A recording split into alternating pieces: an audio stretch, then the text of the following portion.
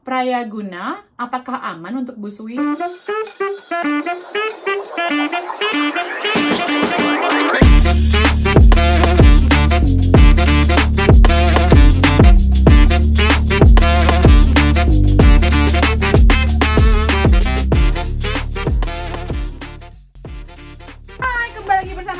Devi Jamuri, your favorite naturopathic practitioner dalam segmen Tanya Sehat with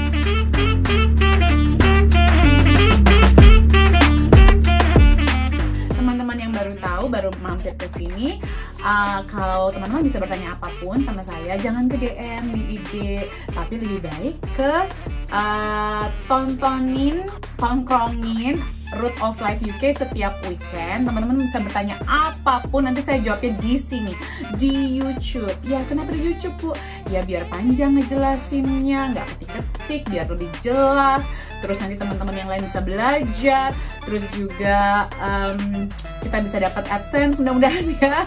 Karena kan biar nanti bisa membangun, kita punya dana untuk membantu memberantas stunting ala naturopati. Bukunya akan keluar segera ya. Dan teman-teman bisa dapat hadiah satu paket panci salad master senilai hampir 50 juta rupiah. Jadi jangan lupa untuk di subscribe dan di like and share. Thank you, let's do it. Ibu April _dance_dan. Prayaguna, apakah aman untuk busui? Wah, aman banget. Yang mungkin saya harus garis bawahi adalah buat ibu hamil. Kalau busui mah aman banget, justru malah butuh banget, Bu. Oke, berikutnya dari Fitrixin. Bu Debbie, tolong tanya bagaimana mengolah empon-empon jamu yang benar. Diparut atau diiris? Dijemur? Terima kasih. Sebenarnya yang paling bagus adalah di mana enzimnya itu masih optimal. Jadi, diparut, diperes itu the best, oke? Terus jangan yang panas-panas banget kalau bisa. Kalau mau dipanasin pun gentle, pakai api kecil.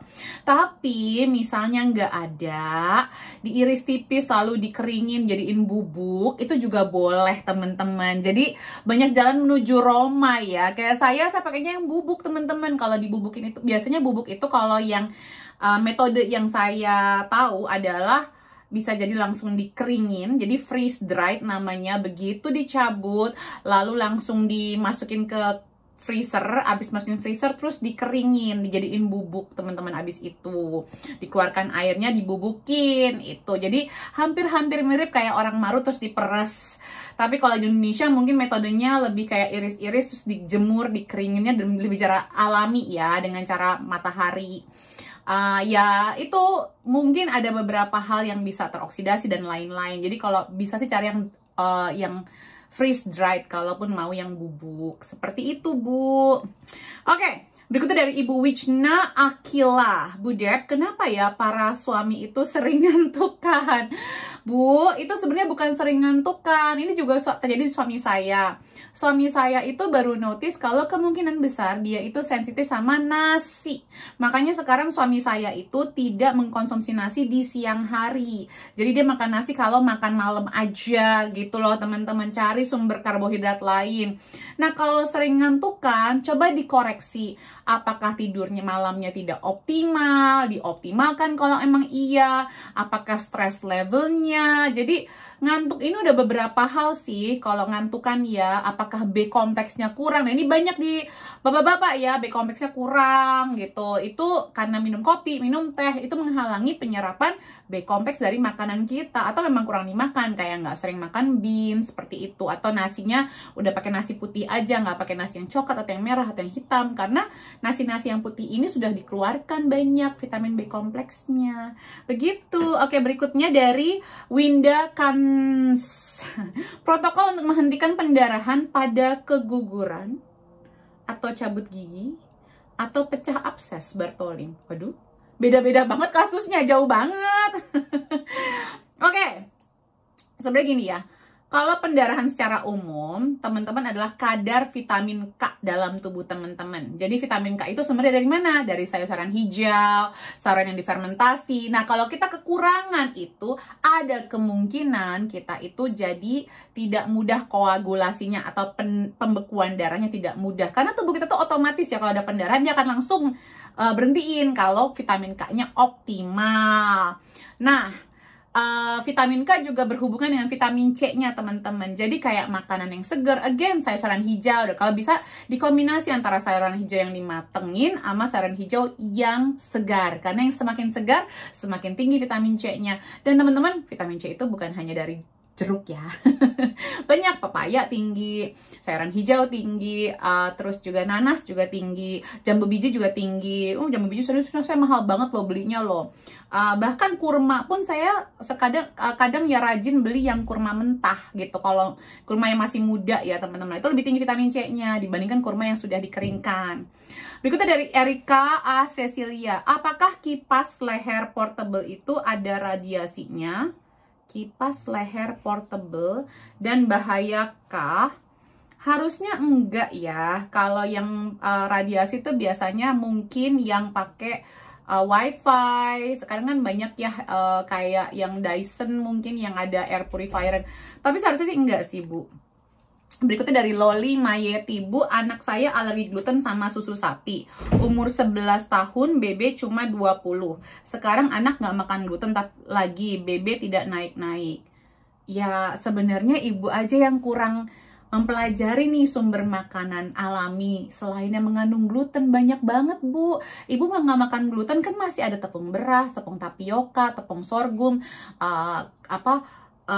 ubi, kentang, tales, masih banyak Bu. Jadi sebenarnya janganlah berpatokan sama gluten sama susu sapi untuk gemukin badan anak Bu. Anak saya tuh gemoy-gemoy aja tapi nggak makan susu sapi dan nggak makan gluten gitu. Jadi mungkin ibu harus memahami, belajar lagi lebih banyak. Coba lihat di YouTube channel saya. Ini ada banyak sekali resep-resep ya. Ada kalau yang Ramadan Cooking Club tahun 2022 itu penuh dengan makanan mengandung lemak, yang tinggi lemak tapi bebas alergen. Silahkan ada 30 hari tuh saya masak. Berikutnya dari Unknown 111111411. Panjang ya. Benarkah air di mineral lebih sehat? Benarkah air di mineral lebih sehat? Enggak sih. Jadi gini loh, air itu yang sebaik-baiknya air adalah air yang sangat alami, yang nggak diutak-atik, bukan yang diproses gitu ya. Karena kalau diproses ya pasti ada bahan kimianya. Jadi enggak sih, jawaban saya sih enggak gitu ya. Oke, berikutnya penyebab dari Fadila Rizky, penyebab mabuk perjalanan dan pencegahannya menurut naturopati. Nah, ini very good question. Jadi saya pun dulu tuh adalah makhluk yang gampang mabuk di perjalanan, tapi udah nggak lagi, malah sekarang jadi suka banget traveling ya. Nah, kebetulan kemarin keponakan kandung saya juga mengalami hal yang sama. Aduh, itu repot ya. Aku kebayang waktu aku masih kecil, mamaku pasti senewen ya. Tapi akhirnya saya baru ngeh karena ada. Jadi tergantung nih teman-teman, ada gangguan nutrisi tertentu, terutama logam berat yang namanya arsenik biasanya yang menyebabkan seseorang itu nggak bisa mabuk perjalanan gitu loh. Jadi kita bisa memberikan arsenik di dalamnya. Kita bisa memberikan arsenik, itu adalah homeopati, dikonsumsi rutin dulu aja, mungkin sehari 3 kali 1 pil, atau menjelang akan ada perjalanan panjang gitu. Oke, ini pertanyaan tanya sehat atau hoax atau real ya? Oke, ini hoax and real. Oke, situ sudah selesai yang tanya sehat baby. Terima kasih untuk pertanyaannya. See you next week. Take care. Oh, minal aidin wal faizin. Mohon maaf lahir dan batin. Bye. Salam sehat selalu.